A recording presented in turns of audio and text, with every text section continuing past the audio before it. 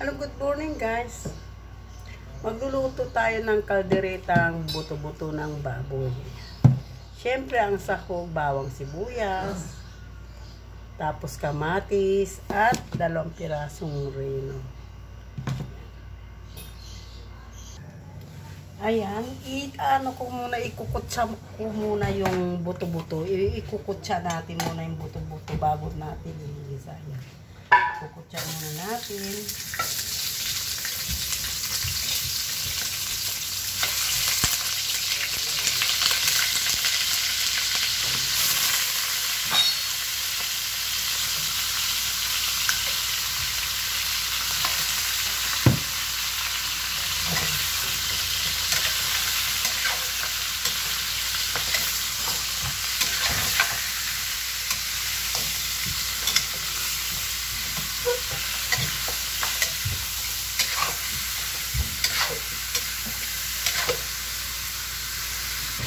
Ayan, nakutsa ko na yung bago, tatanggalin natin. Ayan, buto-buto. Tanggalin na natin siya. Ayan, nakutsa na natin siya. Tanggalin na natin siya.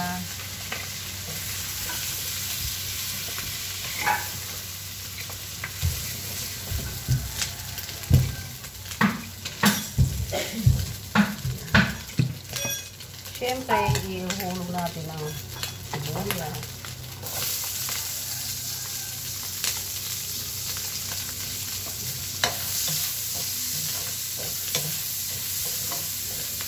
Kulang ang mantika, dadagdagan natin.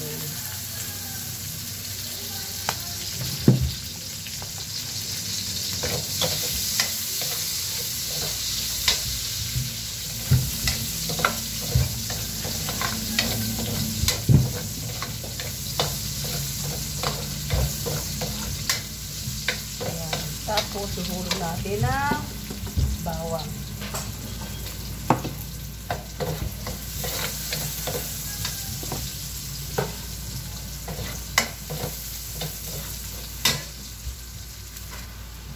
Siyempre, ihulog na natin ang kamatis.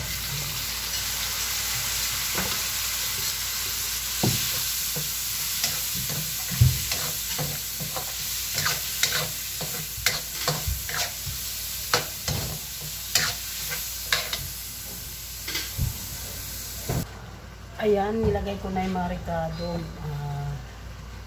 Yung magic sarap, paminta, yan nilagay ko na. Nilagyan ko ng tubig para maturog. At saka ito na yung ko na yung tinano kong buto-buto. Ayan.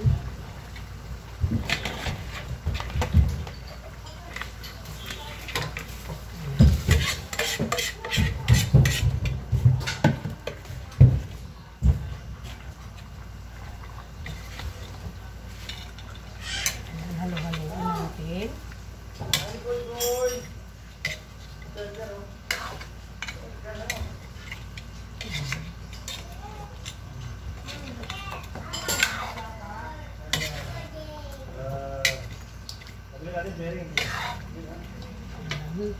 Inalo-halo. Ayan, dinagdagan ko ng tubig para pangluto. Tapos yung sili, nilagay ko na rin. Naku, napakasarap kasi maanghang. Masarap kumain.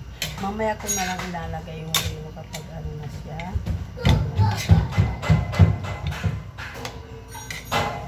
Pagkulo niya, saka ko ilalagay yung reno. Ayan. Ayan, ilalagay ko na yung reno.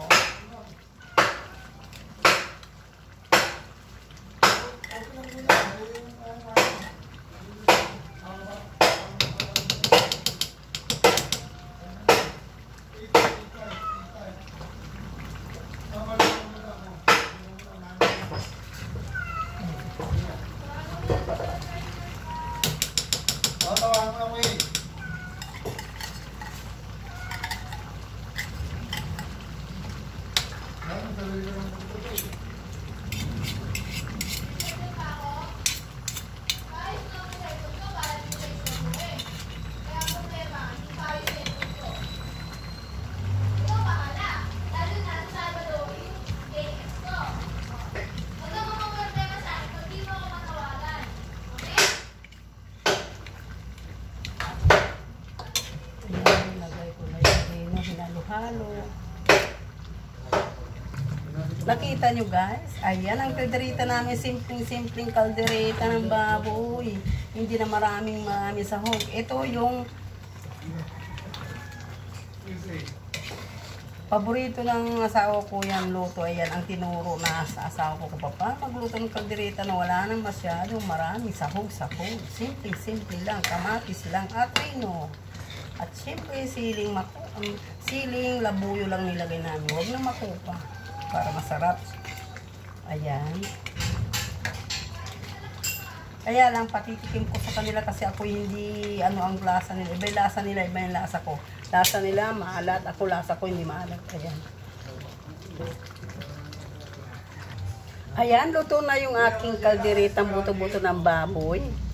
Ayan, sana mag-subscribe nyo ang aking YouTube channel, Mami Bibilinda TV. Bye-bye! Subscribe nyo, like, and mag-comment kayo kung ano masasabi nyo. Bye-bye!